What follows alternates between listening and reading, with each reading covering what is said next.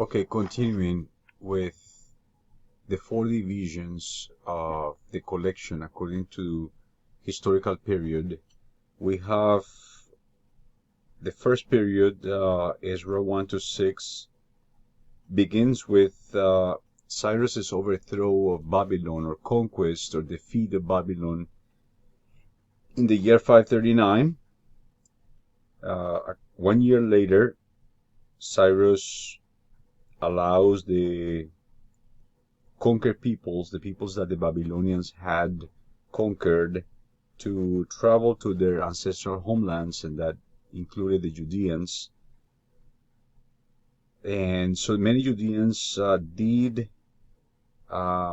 take Cyrus on that offer and started going to Judah and try to rebuild the temple. Apparently there was some opposition to the rebuilding efforts, and then a few years later, under the insistence of the prophets Haggai and Zechariah, the reconstruction of the temple had resumed, and under the auspices or sponsorship of the Persian Emperor Darius I, the temple had been concluded in the year 515. Also, in this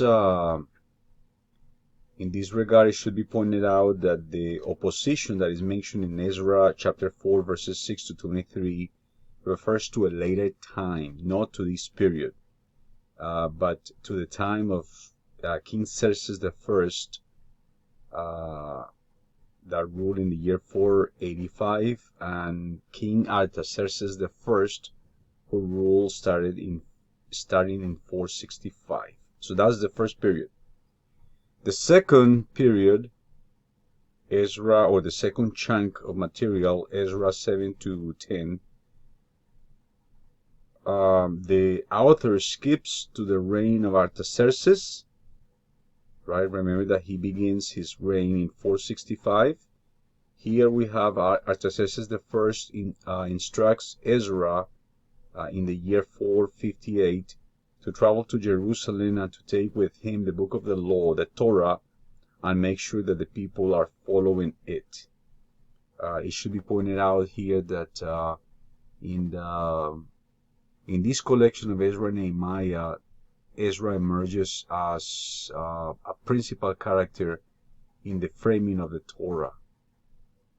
Ezra, of course, is charged in this section of the book with going back to Judah and teaching the people, organizing the community according to the principles of Jewish law that is crystallized, that is assembled in the Torah.